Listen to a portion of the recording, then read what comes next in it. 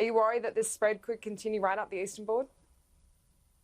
Well, look, it's definitely a very tense time, and it's a time for vigilance and caution. And I think what the medical advice has said is that particularly where there's community transmission, masks are a really important part of that. There's been some research come in talking about the role that they can play. So it's certainly something that needs to be used in every single element of our armoury against this virus.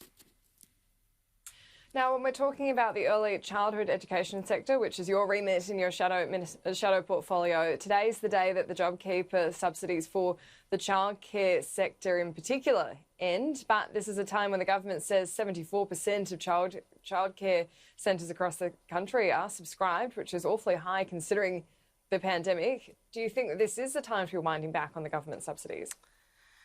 Well, look, of course, demand went up for childcare when it was free. And, of course, what we know is that a lot of people, hours after the government announced their free childcare package, families tried to get into early education and care. That ended last week, and so what we've got now is a lot of uncertainty for providers in the sector. What happens if we see further outbreaks like we see in Melbourne across the country? What security will there be for staff? And so there is great concern, I think, across the sector. In terms of the amount of money that services are getting, they are taking, for some services, a very big cut when JobKeeper goes away. And my question is, will we see more early educators lining up at Centrelink as a result of this? It is the wrong sector, I think, to be trialling the early wind back, because the government's done no research in what will happen once fees come back and what will happen to demand. And there could well be a reduction in demand, leaving early educators very vulnerable to losing their job.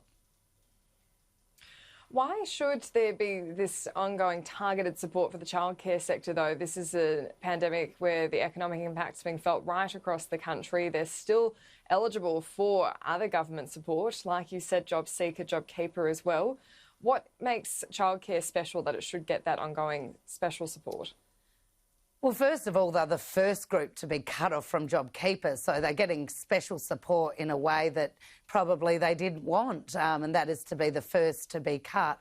But look, the childcare sector is critically important to our whole economy. It is an essential service.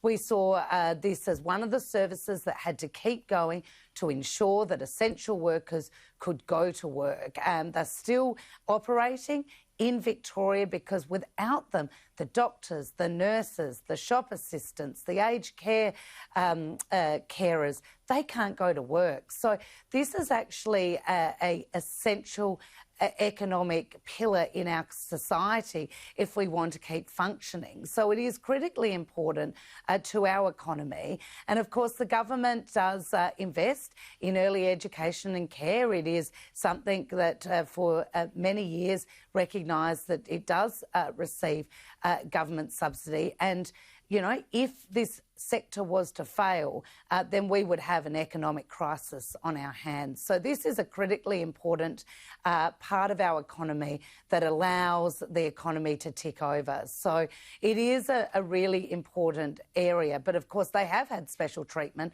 That special treatment involves having JobKeeper ripped away. One of the key purposes, though, of this targeted support for childcare was to make sure that essential workers could keep going to work. In this time, we do know that those essential workers largely are still going to work, are still getting their normal income.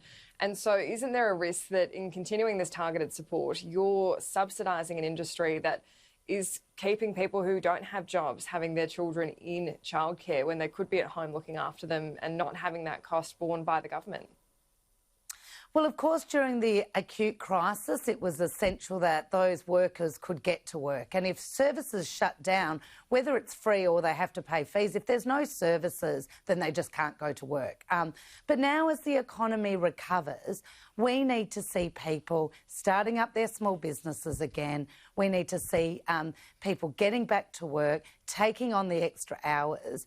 And if childcare is not available, if services have shut down because they don't get any support or don't get enough support, they're not viable anymore, or indeed the fees are too high, what you're going to do is see a lacklustre restart of the economy. So we have Melbourne, where it's critical that essential workers can get to work, and if services shut down, then those workers won't be able to go to work. But in other parts of the country where we need to restart our economy, having care for little children is critically important. You can't spend time rebuilding your small business if you can't get into childcare, if there's no services available or the fees are too high. So this is why childcare is critically important, apart from also the fact that it's important to ensure that little children get the best start to life. Evidence has shown over and over again that investing in early education and care not only helps workforce participation, but helps those children get a better start to life. So there's a two-pronged benefit, and we need to invest in that now if we're going to have both an immediate short-term boost to the economy, but also a long-term boost. And just finally, there has been quite a bit of commentary about whether it's safe to have schools open at this time and whether it's safe to have childcare centres home at this time. This is at a point in Victoria where people are being told they have to wear face masks just to go out. Do you maintain that it is safe to have childcare centres open? Well, look, what we need is early childhood education centres getting the best possible support. They need the personal protective gear if that is required. They need to have support with cleaning. What I've been hearing from services is that they are taking this very seriously. They're doing extra cleaning. They're taking measures like not having parents enter the premises. But they have actually said they've had to put on extra staff to manage that. So when we look about why centres need extra support, this in addition is another element that requires extra support and attention. And so I think they need to be supported to take all the measures and all the medical advice that has been indicated. They're doing that, but they do need support to do that.